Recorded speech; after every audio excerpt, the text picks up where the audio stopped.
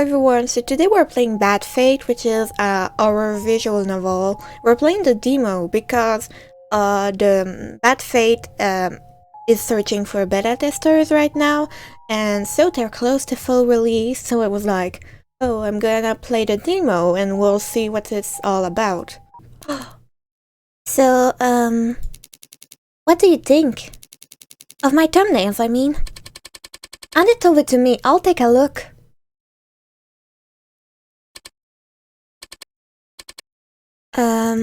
Well, I think this composition is pretty strong. You've come a long way in just under a year, Magda. Really? Mm-hmm. With time and effort, you could turn this into a gorgeous piece. Thank you. That's my favorite of the bunch, too. I was looking throughout some references in the studio and found a pattern known as the Tree of Life. I thought it would be appropriate, since the Haven is a sanctuary.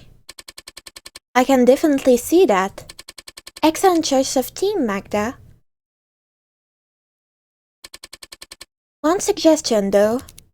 Yes? You may want to spread out where you put the birds. If you do that, then the composition will guide your eyes all across the tree, rather than the specific section of it. I guess that makes sense. So, are you ready to start working on your first solo piece? Maria? Magda. It's assembly time. Alright. Assembly time. Yeah. Who knew? This is a cult! My name is Magda. Just Magda. I'm a girl. I'm 19 years old, and I live in the Haven. It's a place on an island in the middle of a giant lake. Beyond the lake lie dangerous land. There, people are corrupt. They kill, they steal, they plunder, they lust and poison and lie for the pettiest of reasons. In other words, they're insane. Who knew? But the Haven is different. Our leader, Lady Amaris, says that those who live here are pure of heart and mind. I'm very lucky. Instead of growing up in the decaying, violent world, I spend my days surrounded by beautiful forests and good. It's just one catch. We need to stay pure. If we don't, well, that's what the Apologia Assemblies is for. Who knew? You have to pay taxes if you're not pure. Bad fate. Da da da. A visual novel by Madu. Hi, Madu. I also make visual novel. No, I don't. I lied, I'm sorry. Oh my god, that looks like my village. The bell rings. An assembly is about to begin. Everyone is expected to come. It's a Haven-wide event after all. And so, And so, me, Maria, and the other members of the art sect make our way to the assembly building. Usually, assemblies don't bother Maria, but today, she looks really uncomfortable. Not because of the assembly is about her though, maybe she's on her period. Maria as a sect head, she fosters a special level of trust with Lady Amaris and receives privileges for her loyalty. No, Maria dreads this assembly because this assembly will be about her best friend, Jael. Everyone knew that Jael would get into trouble sooner or later. Apparently, she shirked her duty as a member of the research. Instead of determining whether fortune books, movies, and art were safe for the Haven to see, Jael's curiosity betrayed her somehow. I don't know much else, but since she's the center of today's assembly, she must have done something pretty terrible. She read a manga! Eventually, me and the rest of the art sect reached the assembly building. It's a tall, imposing structure in one of the oldest buildings in the Haven. It sticks out like a jacknail from the surrounding reeds. To be frank, I've come to hate it. But to the Haven members, assemblies are like swallowing coal liver whole. They're uncomfortable in the moment, but good for a mind overall. The entrance is crowded with girls from other sects. Like ants to an anthill, we're all marching. Single file. I don't know what that means. Once I get inside, I find a pew at the very back of the room to sit in. I don't really want to run through seats right now. It's best for me to stay as quiet and hidden as possible. Looking around the hall, I spot Maria and her adjacent to mine. Seems like she had... Yeah. I hope she'll get out of this okay. Suddenly the speakers crackles overhead. There's 3 taps. Then a familiar cold voice comes through. Everyone, please settle down. The Apologia Assembly is about to begin.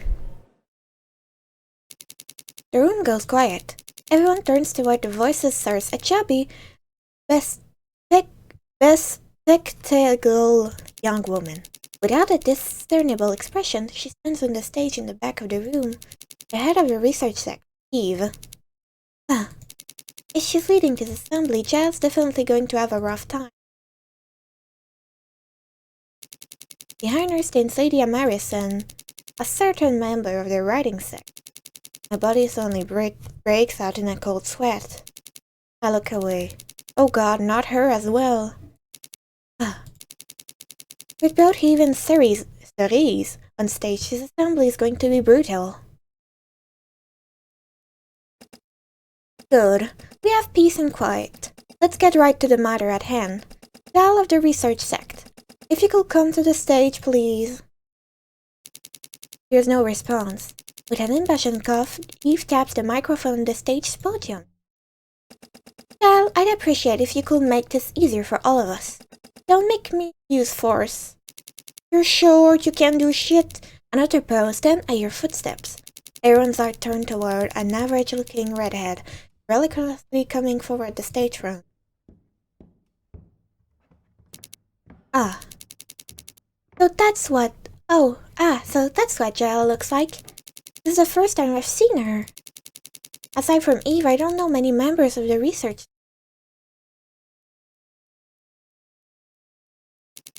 Once Giles makes her way to the stage at the back of the room, Eve gives her a quick nod.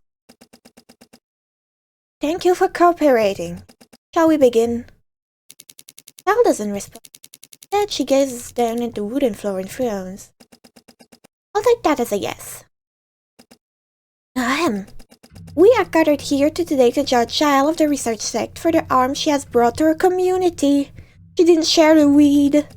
According to significant evidence, she smuggled illegal virgin media into Avon, which is anime, books, illustrations, movies, Sharknado 3, all invented by her own research sect.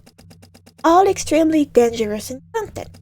You get the idea. She did this knowing full well that her actions could have caused her or fellow Avon members to go insane. Lady Amaris, what would you like to say about this? Miss Giles is led by her curiosity. When exercised with prudence, moderation, and in service to noble causes, curiosity is a beautiful virtue. Yet, unrestrained curiosity is a thing to be feared. Indeed, it could be called a dangerous excess. Giles fell prey to this untempered excess. Because of her curiosity, our entire community was put at risk. Naturally, we cannot be able to eventually coerce her. What? Thank you for your wise word, Lady Amaris. Before we continue, I'd also like to thank another member of the Avon for contributing vital evidence. Please show your appreciation for Ceres of the writing sect. This necessary assembly will not be possible without her loyalty and service to the Avon. Oh my god, she's a snitch! She's a rapper! She's a rapper! Ceres 69! The audience burst into applause as the woman behind Lady Amaris stepped forward to take a bow. A tall blonde with a powerful frame. I tried to ignore her by looking down at my lap. Compared to everyone else loud clap, mine are small and nearly silent. Not clapping will raise suspicions against me. Thanks, everyone. Really, I appreciate the response here. It took a lot of work. Unearthing this case. But I think the cat's out the bag now. No, 'cause curiosity killed the cat and all. with a well-timed burst of laughter that follows Sari's remark, probably consent to humor her. Anyhow, what we're gonna do with her with this troublemaker, huh? Good question. We could make her clean the dorm bathrooms for a month with her toothbrush. Or we could force her to eat alone during mealtime after everyone else is left. Or we could make her organize the research sect archives, like the ones that haven't been touched for 15 years. But then, what will be the point of this assembly be? You just put all of us through a lot of danger. Anime is cursed. It wouldn't be fair to have her screw a futile and let her off scot-free. I mean, virgin materials, tricky stuff. If it hasn't been checked beforehand, you never know what it could do to your brain. And the stuff Jal was hoarding. Well, I saw it with my own eyes. It was real gross. Great shit. Do we really want to keep someone like that in our community, huh? I didn't think so. So, Jal, let me tell you what's gonna happen next. From here on out, you're no longer the member of the Haven. Are you implying that? Yes, Jal, you'll be taken away. Oh, wait, if that's the case then, what's going to happen to me? Where will I go now? Can I say goodbye to my friends? You're no longer part of the Haven. You don't deserve answers, even if you could. Alright. No, please, please, please! Maria! Maria, help me! You're ahead too, aren't you? You can't stop this. We're friends, right, Maria? Aren't we? Please. Emotion makes me up from my lap. In the pew across mine, Maria shifts her legs back and forth. He wants to intervene, I can tell, but after everything Jal did, intervening will put her position as they head into question. In the end, she does nothing. All she can do is stare sadly as Jal continues to scream and wail into her fate. Therese grabs her from behind, twisting her flailing arm to a writhing arm. A distant Eve calmly brings her white tube to her lips and buffs her cheek. Jal stops. She freezes.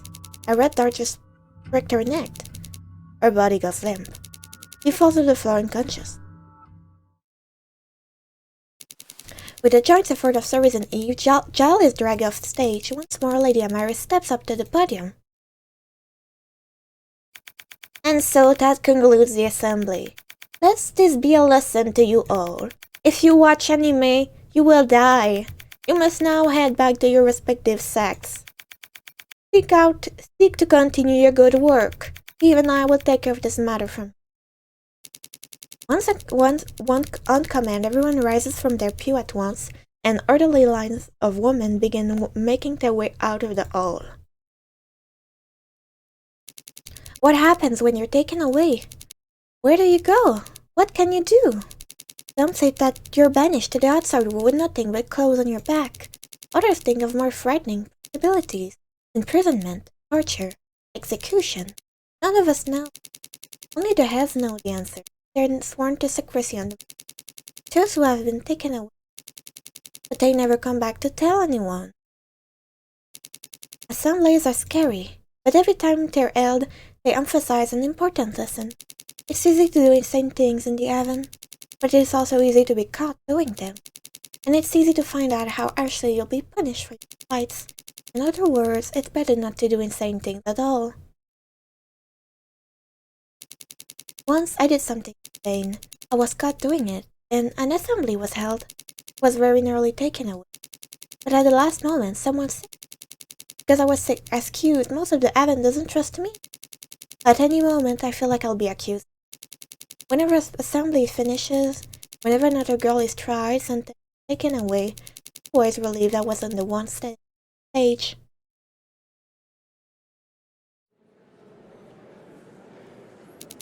After the assembly, everyone files out of the hall. I try to stay at the back of the crowd. Pushing through will get everyone else in.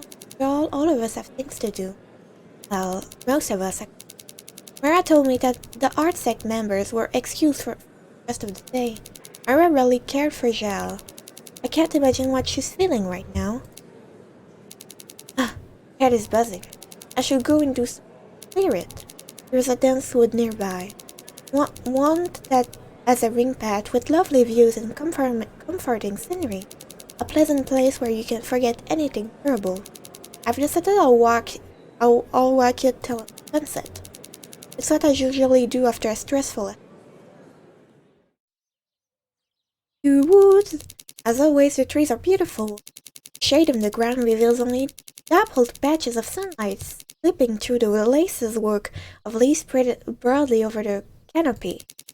The hearty wet smell of soil, the sounds of a gentle breeze rustling, benches brimming with flowers and fruits, the faraway chorus of songbirds. Whenever I'm surrounded by this sensation, I feel at ease. Something is going to happen. For a moment, I can believe that the heaven is truly paradise. I walk along one of many pleasure trails that branch off the ring path, all painstakingly designed by their architectural tact. They're fairly short, but they always have enjoyable views. If I look hard enough through the trees, I can see some of the Avon buildings. Can't tell which one though. But eventually the trail comes to a stop. A little white picket gate marks its end in the beginning of outside. Most Avon members aren't allowed to travel outside. As far as I know, only Lady Amaris and the sect heads can go past the barrier. I'm not sure why. I've heard that some more daring people had gone outside before. Apparently there wasn't much to see. Maybe it's a safety thing too, to discourage people from leaving the island. But there really isn't much reason to go beyond the line to begin with. All that lies in the wait are insane land, filled with insane people. I don't know. Anyways, the punishment for wandering out here isn't too strict. If you're caught beyond the gate, you're usually warned or assigned a minor chores like sweeping the door. So all of that said, I don't think it hurts for me to go off the beaten path. To take this walk a little further than normal. Then most people are wary around. I won't wander far enough to get into serious trouble with anyone. Besides, I'm not interested in leaving the ad. The only home I know. Yeah, this is fine. This just be a little journey to clear my head. But then something happened. If I'm careful, I can satisfy my curiosity safely. I make my way to the gate, prise it open with a rusty creak, and step through. With the quiet clicks of the gate snapping shut behind me, I begin my little journey outside.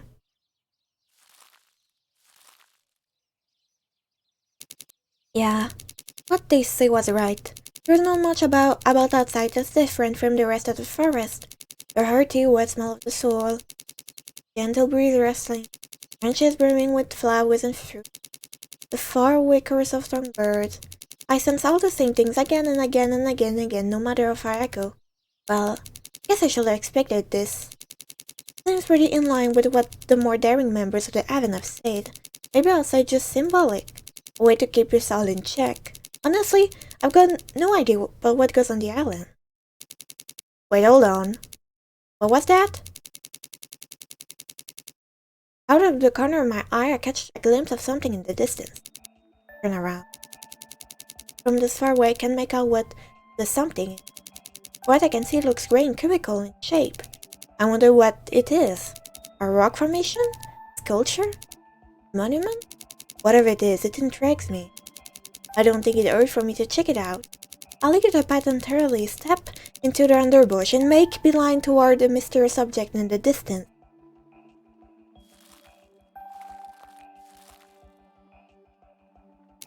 As I approach, I realize that this isn't just any object.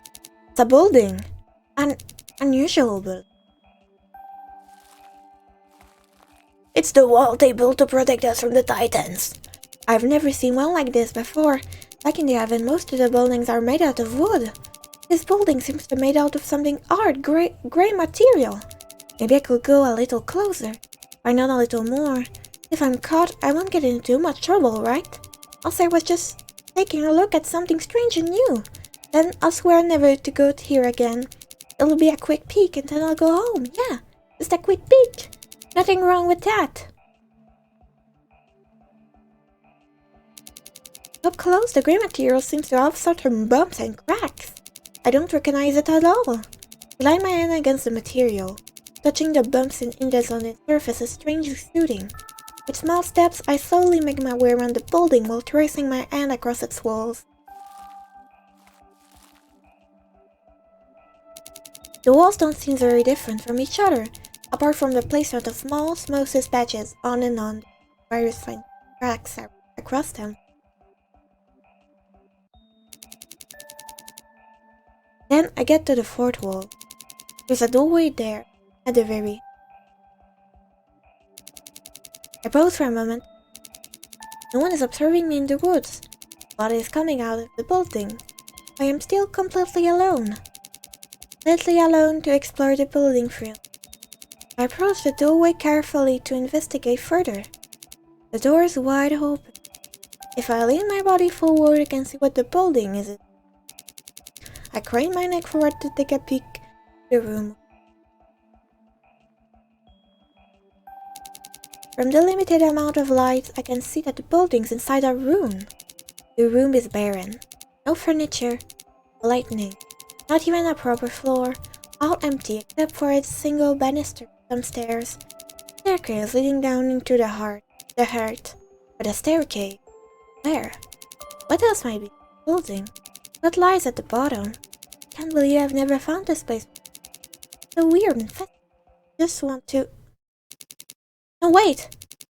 Magda, you're outside! You'll get into trouble if someone finds you here. And if it's inside the building no one knows about, and in an off-limit area, you might get taken away this time. You don't want to be taken away, do you? For the past year, you've been trying to be a good girl. Why ruin it what little reputation you have left now? And anyways, there's probably a good reason this building's been hidden from me.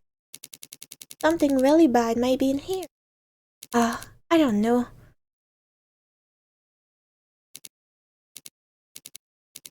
But one peek won't hurt, right? That's been a lot of peeks. Yeah, I'll just go in, explore the place for a bit and leave. My curiosity will be satisfied. I'll return to my normal life and I'll pretend this building never existed. And if I sense that someone's nearby, I'll dash out of here as soon as possible. Right? Sounds like a decent plan to me. Let's go. With the goal of knowing a little more under my belt, I make my way to the building. The room inside is dark, empty, and derelict. There's nothing here to be found beside the lights streaming in from the outside and the staircase leading to the lower floor. With nothing to see and nothing to do upstairs, I take the staircase down. As I descend, I tread lightly, making sure my footsteps don't echo through the building. A few minutes pass and I arrive at the floor below. The room that lies here is smaller and dimly lit by a single row of fluorescent lights. They catch my eye. Fluorescent lights are unusual.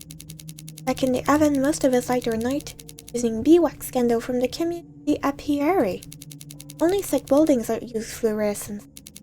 Other than the lights, this room is an empty room, as the one above it. The staircase still goes down further. If I go a little deeper, I will find something.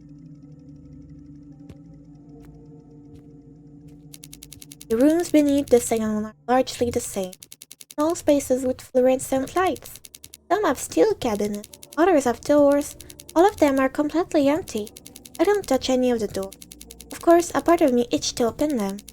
But I want to reach the bottom of the building first. As I go deeper and deeper, my mind frets. I need to find what I'm looking for and leave. I can't get caught.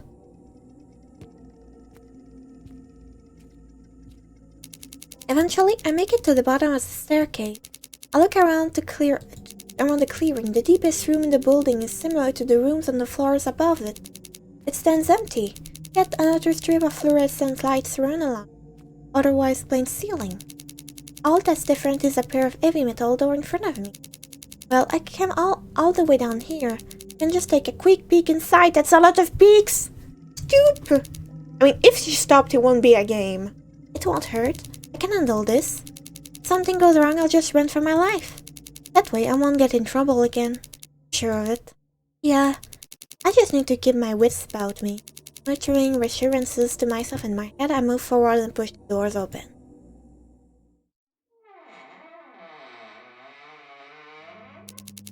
It's pitch black. Good. There's definitely no one here. Yet, in the dark, a louder makes sound. I wonder where it's coming. Maybe a light will help me. Bring out of my hand to the underpass and search for my item.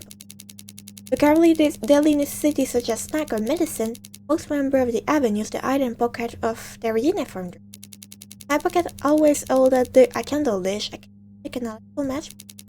With some fumbling, I sought the little holding spec at the dish center. Then, taking the handle of the dish between, I opened the matchbox. Matches and bulbs glow right into the room. To focus on what the lights reveal. I remove the handle from my mouth and bring the match candle. Ah, that's a lot better. Now, what do we have here? My left was a desk filled with desk chair, a rack of scary-looking metal instruments, a stack of sheets covered in cramped scrolls of unreadable writing. Ah, big mess. My right here, background, a shelf filled with heavy labeled books, more cables, and near me were the arrangements of those on the right, and in front of me too.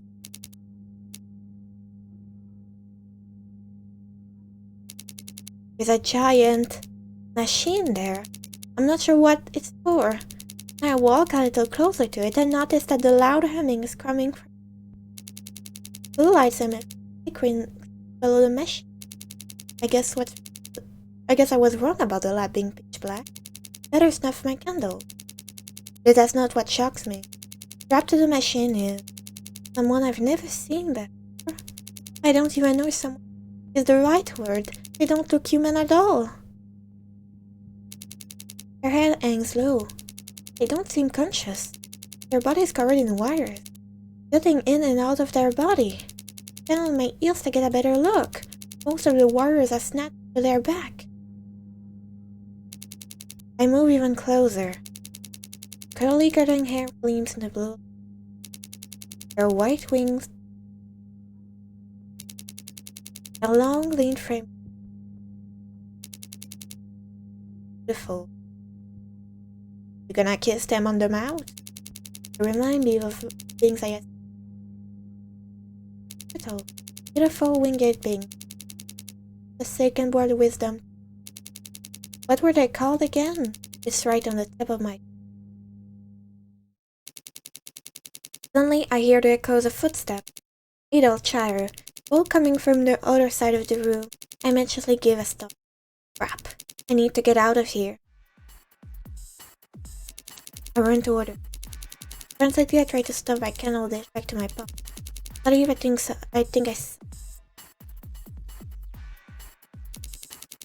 The beings had stick. A giant of red from their eyes met, and their mouth cracked and dragged blood of them, grinning at me. No. No. It's just a trick of my mind. I have to go now. Sorry if all the characters have all the same voices. I run up the money. My legs ache, my breathing's sharp, and my foot go loudly through the building. I no longer care. Right now I can't get caught. I can't get caught. I repeat this in my head again and again, as if I'm saying enough time will protect me from being discovered. God, I have to get out of here. I reach the uppermost floor, and then I rush through the entrance. But even then, even out in the relative safety of the woods, I don't stop. You'll still catch me here, and I can't get caught. I don't stop running until I'm far away from the... Until I'm past the gate. Until I'm back at the start of the forest trail. Until I'm right back where I started, right next to the assembly building. My back bows with exhaustion. My muscles are... My lungs heave in and out. Wet drips from my forehead, from the neck, from my arms into the yellow-brown grass below. But I made it. Here, I'm safe. I can't get caught. That was what I told myself over and over and over again. And in the end, I stand in the oven grounds once again, unnoticed, and scattered, for now. I'm not going back. I won't go back. That was way too close. My curiosity nearly got the better of me. I very nearly went insane. God. I'll just slowly head back. By the time I reach the dorm building, it's nearly night. Thanks to the candle lighting the path outside, I found my way back. With some force, I opened the door and stepped into the common room. On a nearby couch, two Aven residents are chatting with each other. They don't notice my... whatever. If I loitered around here, they'll notice that. Give me with looks. Better to head back to my... Past the common room is a long corridor with many doors on the side of its wall. Behind each door is a standard Aven dorm, where members go to... Lady Amaris and the sectet have separated living space for the evening. That's why we never see them once it's over. Slowly I make my way down the hallway. The wall that come to greet me and the zone. On the front, simple wooden plate. Room 100. To get inside, I only need to turn the doorknob and push. The Aven, we have a non-orc. Members are expected to follow Lady Amaris rules. We can't enter dorms without their owner's explicit permission, nor can we take others' private belongings without good reason to do so. If we break the rules, we're punished accordingly. Polishing all of the dining halls, tables, sorting piles of documents for the research sect, or dealing with everyone's dorm room trash for a week are among the better penalty for minor offenses. At worst, a culprit is made the center of an assembly. Anyway, sticking to the rules is better for everyone. Once I twist the doorknob, rooms 108 doors crack open with a squeak, make my way into my...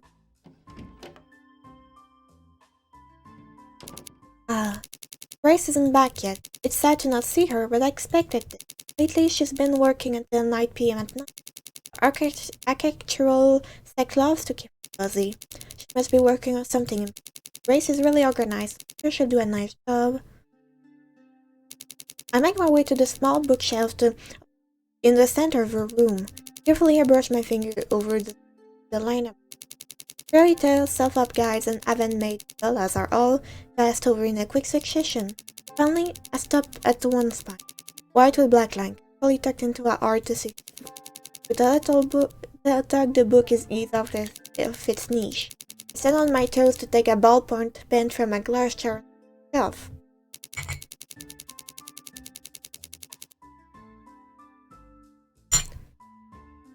Then I go and sit down on my bed, canopied by the neatly made yet empty bunk above it. Within the dorm's bunk bed are the standard sleeping arrangement. When people first pair up with their roommates, picking bunks is a traditional Aven housewarming ritual. I don't remember how Grace and I became roommates, but I do know that we picked bunks through a game of rock, paper, scissors. What at the top bunk? Guess what the outcome was? Anyway, I opened the book to a blank page and uncapped the pen. This is my diary, a place where I can write my most secret thought away from prying eyes. After I narrowly avoided the consequences of my assembly, Grace gave me this to me as a gift.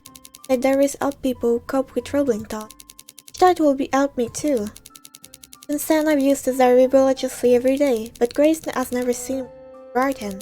Grace is my close friend, but I don't know if she'd like... Never mind. Don't think about things you can control, Magda. Just focus on your writing. Right. Okay. Someone's building with stressful thoughts right now. When this happens, I need to focus on positive. Yeah, positive. What was one good thing that happened to me? Well, I guess there's this morning. Right, here we go. Dear Diary, today working the art sect was a lot of fun. I made a lot of progress with my piece. The paradise tree I've come up with is really nice. I love drawing so many beautiful birds. Maria was very supportive of my work too. She's so kind and gentle to me. Not that the other sect will give me a second chance, but she willingly took me up. I'm really happy she gave me the opportunity to prove myself. I hope she's doing okay despite everything that happened.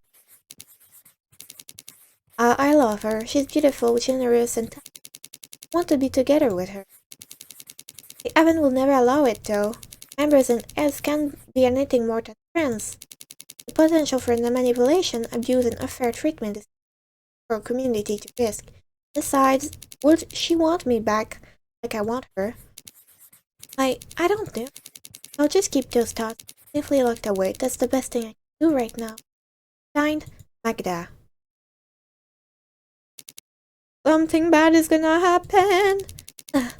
That spiraled into something far less positive than I wanted. At least I wrote something. There's a knock. The door slowly opens. Grace is back. Her afternoon activities may have started her out because she walks very slowly into the room. Hey, Grace. Busy day? Grace nods silently. Oh, she has a headache. Oh, are you writing your diary again? Yeah.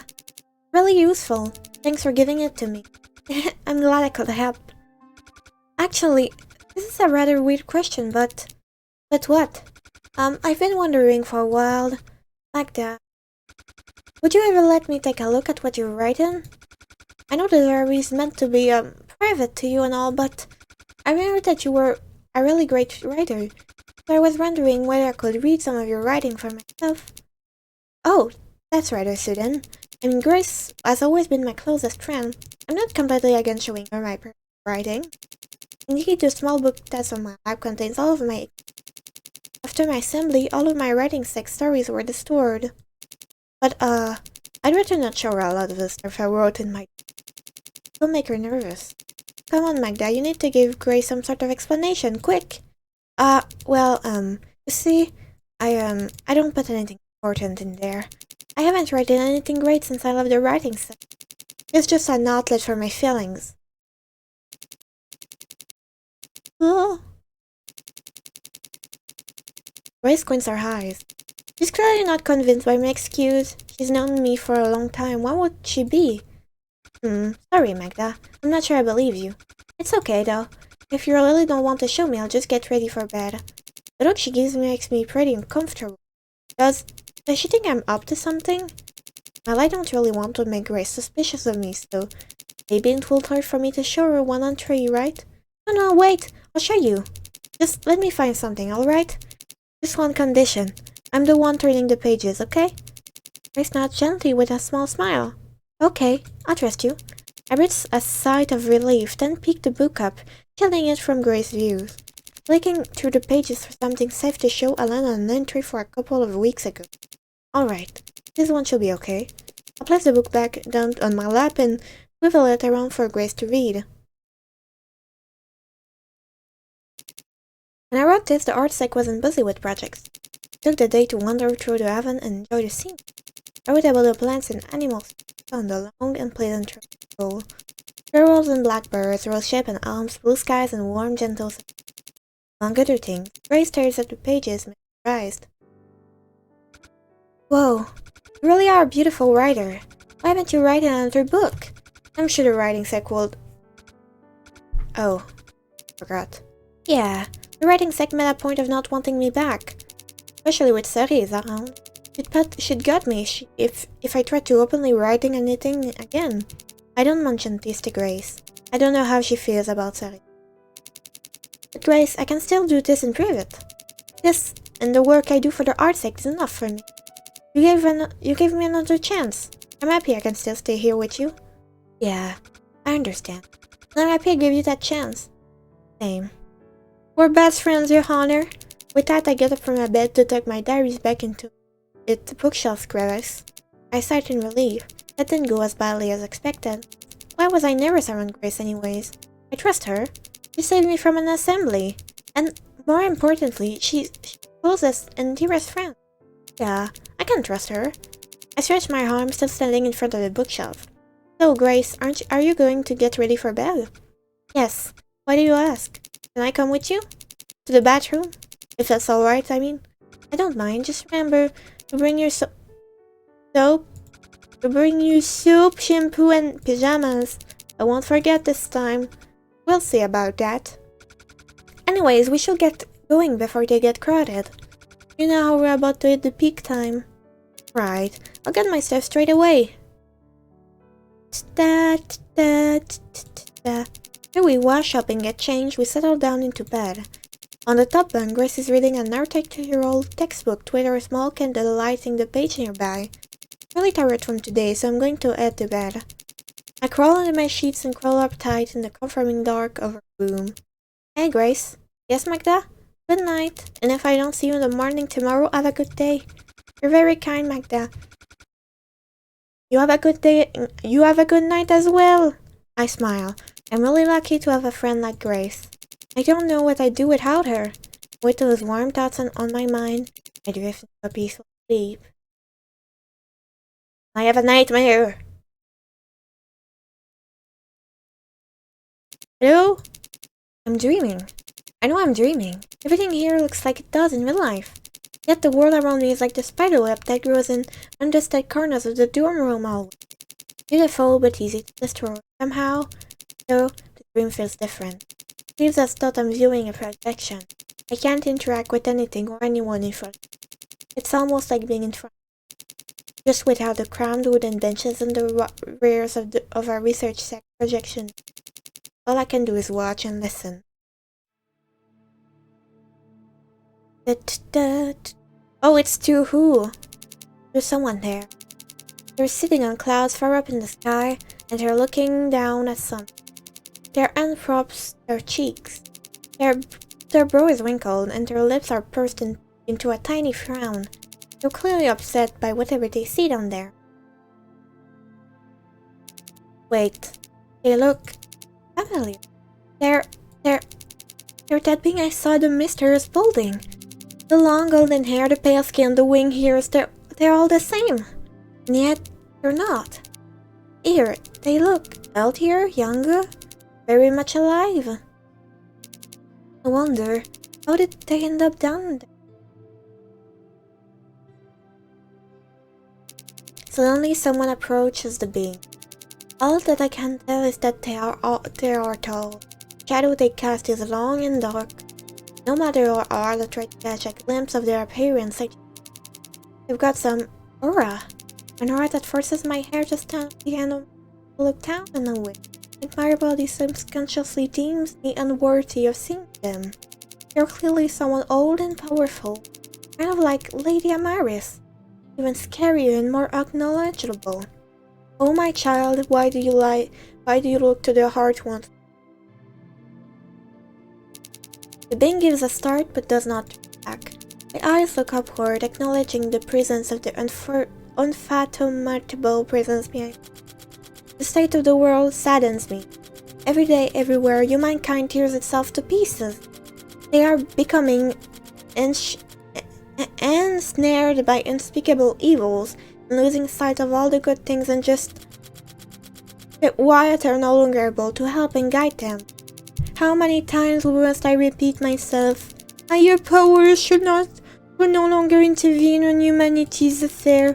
A relationship to them is not like it was 2000 years ago. If we listen, then now, as we have done in the past, our scared powers and abilities will be revealed and stripped away from us. They have moved past reviewing us so they can fulfill the selfish exploits. Yes, I know. My child, do not roll your eyes at me. There is a reason we enforce these rules so strictly. Let us say you descend to one of the many human civilizations that dwell beneath the clouds. You arrive, make yourself known, and promptly announce that you will save them from evil by freeing them from their vice. How do you think they will react? They would react happily? I mean, if I knew someone was showing me a path to paradise on Earth, I would be overjoyed to walk it. But you're not a human, are you? Oh, humans do not behave like higher powers. Over millennia, I have observed how they have taken every opportunity that could have changed their ways. So allow me to tell you how they will respond. They will laugh. They do not see the harm they cause to others are wicked. As long as they benefit from it in the end, they would jeer at you and drive you out from their settlement. They do not like their new status quo to be challenged. And when they realize you're indeed a valuable resource and not merely some foolish false prophet, they will capture you so that they could use you. They will perform experiments on you so that your mysteries are unveiled. They will learn about your abilities, your strengths, and your weaknesses. They will use you as a means to an end. They will take everything they can and leave nothing left of your mind or your soul. And then, not satisfied with consuming one higher power, they will use that what they have learned to invade the higher realm and devour us all. Do you see why descending to them is an act of sheer foolishness? Humans cannot possibly be as evil as you say they are. It is natural to feel empathy for the inhabitants of a world we have overseen for a millennia. But your views will no doubt change as you age. One day you will realize just how much we higher powers now stand to lose. I see, thank you. Bear in mind what I have stressed to you. Your home must always come first, young Zero. Zero nods. The doll figure disappeared, so linked into the hair like a marriage. Your home must always come first, young idiot. There's nothing to learn from your stupid lectures. I can't take powers like you seriously. You all just hide in the clouds and pretend nothing is happening while the world burns below. Isn't it our duty to protect and guide you, mankind? Every day I see more cities destroyed over the pettiness of conflicts, more massacre, more deadly weapons. I can't take this. Nobody in the realm is doing what they should be anymore, even if the eldest of elders are shying away from their sworn duties. Then a youngster will have to teach by example. And if they try to stop me, well, it's my sacred duty. Don't you agree, Magda? Da-da-da. The dream stops. I can process everything I just witnessed. It's morning, and I'm awake once again.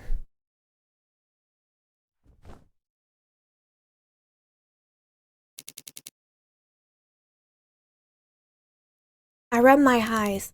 What was all that? Was that really just a dream? Did I have a vision? Surely I didn't eat anything funny yesterday, right? Foraging troops in the forest sometimes misidentify wild species of mushroom, for the mushroom usually cook and eat.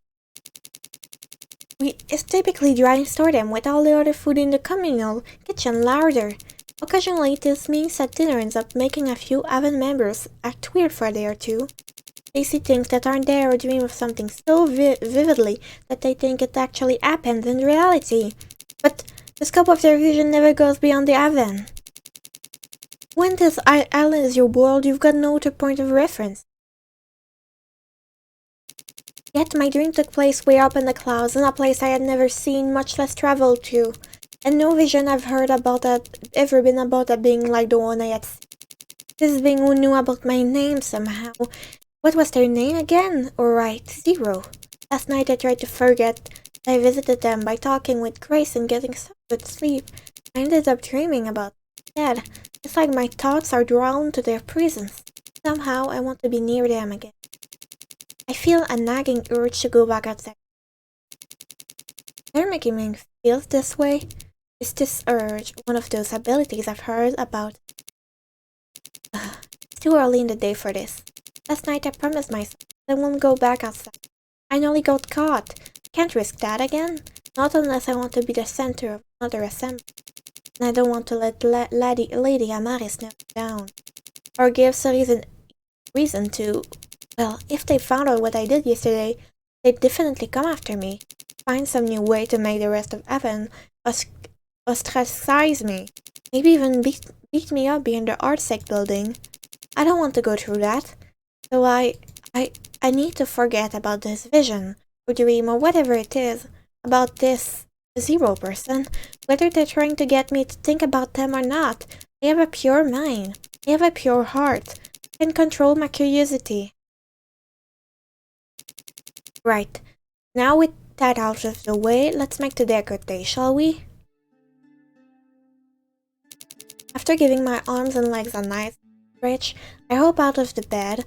I dress myself and head to the bathroom near my room. There I clean my teeth, wash my face, and brush my hair. Once I'm ready for the day, I tie on my hair ribbons. I love them a lot. They're adorable, and they match my uniform. Even now, when most people try to stay away from me, I still want to give a good impression and to continue working well for our community.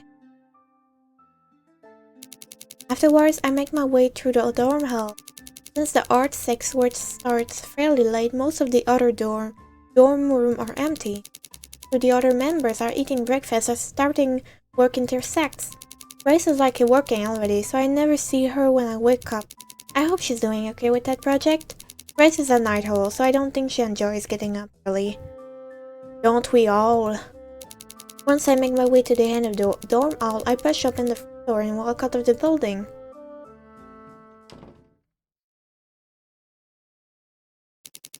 The cafeteria is 5 minutes away. By the time I enter it, it's still breakfast time. Thank goodness. At one of the dining stations, pick up a bowl of rolled oats, juice bags, a red apple, and a spoon.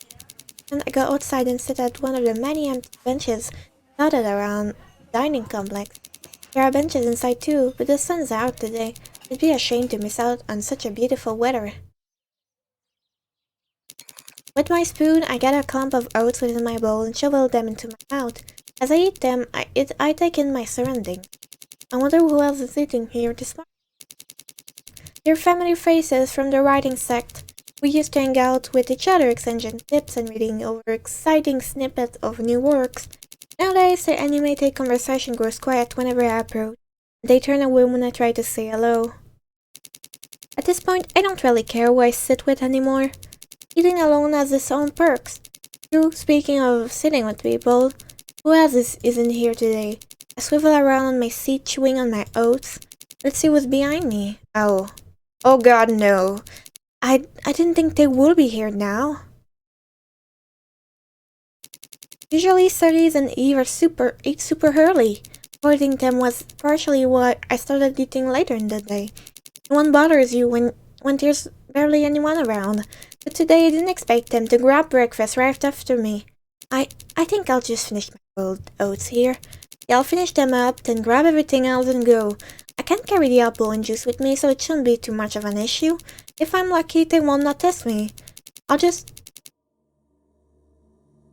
slap Ceres in the face. Yeah. Look at her chatting to her friends without a care in the world.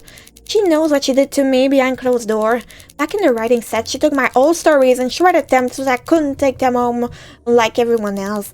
She used my personal work to make me the center of an assembly and made sure that all of it was destroyed. When I didn't get taken away, she beat me so hard that I couldn't move for a week. Ceres deserves hell.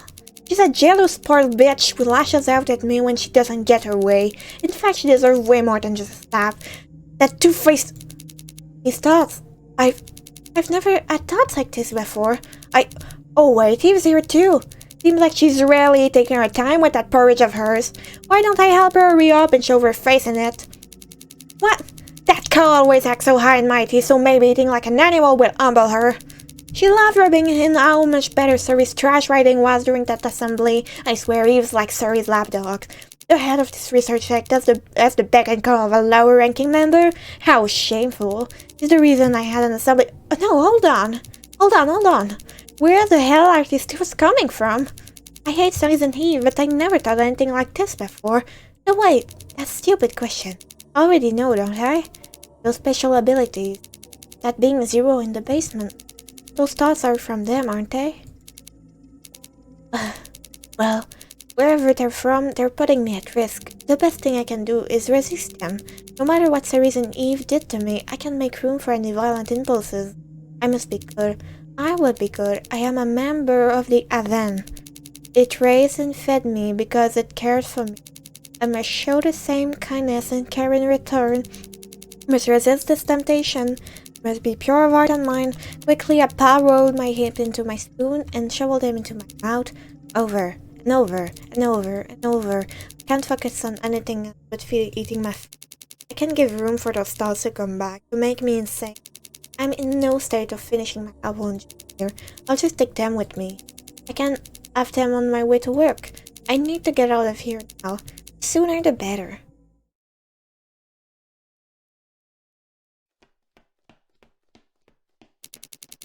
I hurry straight to the Art Sex building, all while sticking down my adventure. The apple remains untouched, and in the end I decide to save it as a mid-morning. I got to the cafeteria around 8:30 a.m. So if that's the case, and it took me an hour to eat, work should be starting by now. Right. No more bad thoughts. Just painting. Let me take a deep breath. In and out. Yeah, here you are, Magda. Let's make Let's make the rest of the day a good one. I push the door open and walk into the studio. Everyone else is collecting their tools and going to their studio spaces. Work has definitely started. Following suit, I go to my personal shelf. I take out my watercolor pencil and sketchbook, make my way to my studio space. Okay, today's work. I'll continue to develop my painting project. I really like this thumbnail the most, so I'll draft its color scheme before I start painting the final piece.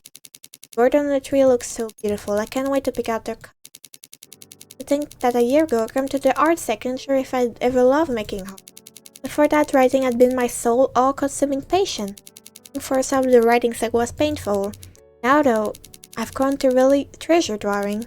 Instead of words, I can capture my surrounding and my feelings with beautiful shapes, delicate lines, and vibrant colors.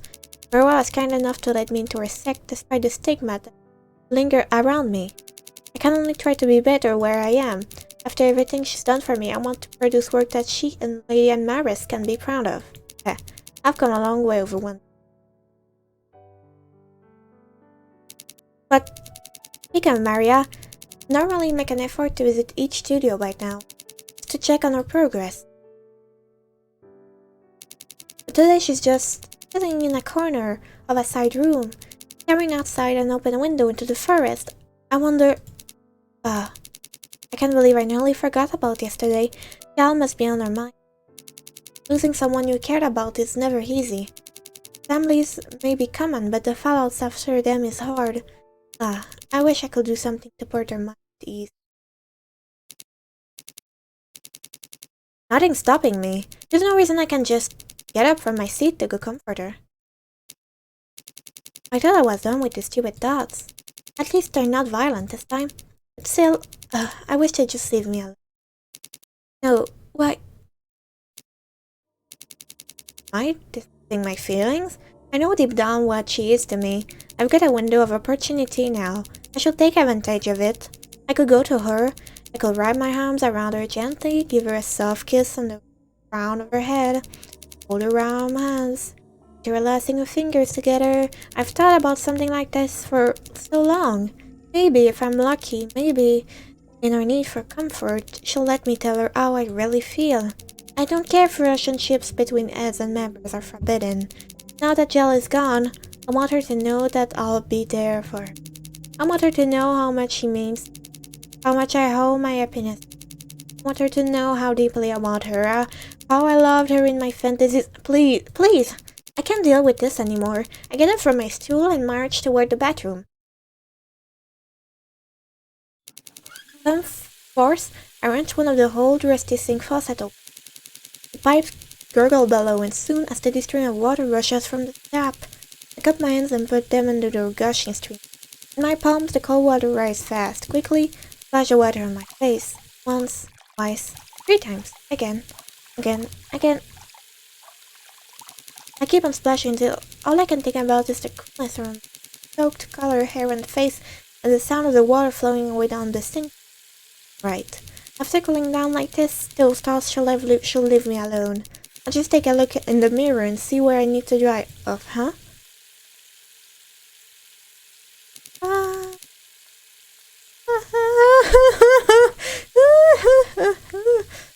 My reflection is in my own.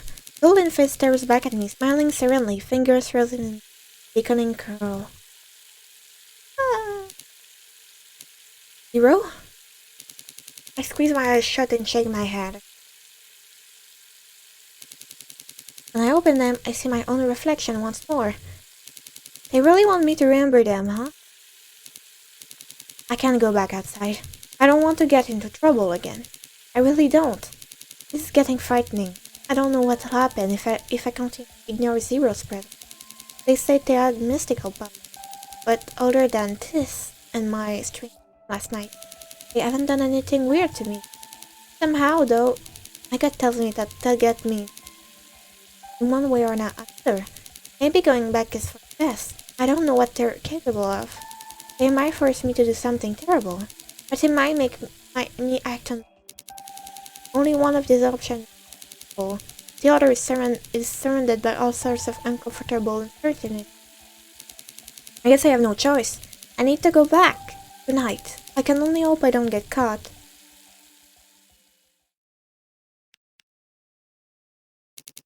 The rest of the morning proceeds in a fairly standard fashion. I figured out the color I wanted to use for the bird. They're bright and cheerful. If Myra sees them, I hope she feels a little better. I didn't get any more strange thoughts either, which was a relief. Yet I feel an underlying sense of dread. I still have to follow through with my dangerous decision. Can't imagine what Zero will do to me if I bailed at the last second. Outside, here I come. I'll go get dinner afterward. I just need to make sure that no one sees me, or hears me, or know I've left in the first place. Yeah, I need to be very, very careful. If this goes well, I can pretend that none of this ever happened and return to my normal life. No one will suspect me. I'll continue baiting with Maria, talking with Grace. It'll be business as usual once again. I put away my project materials and leave the art sect. Last time, a forest path near the assembly building got me outside. But if I look hard enough in that area again, I should find Zero's building. Spread my back and puff out my chest.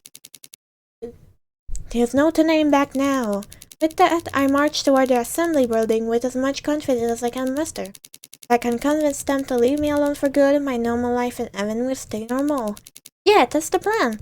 I will not go insane because of them.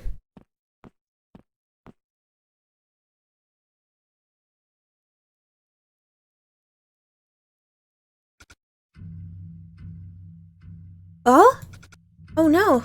This is bad. Very, very bad. I knew that something was off with Magda.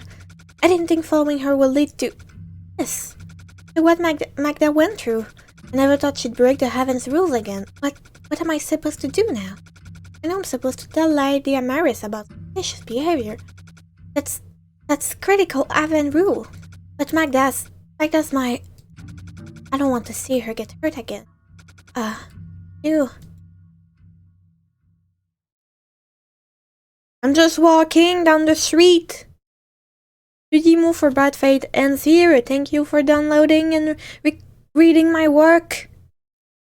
Please look forward to the full version of the game. We do.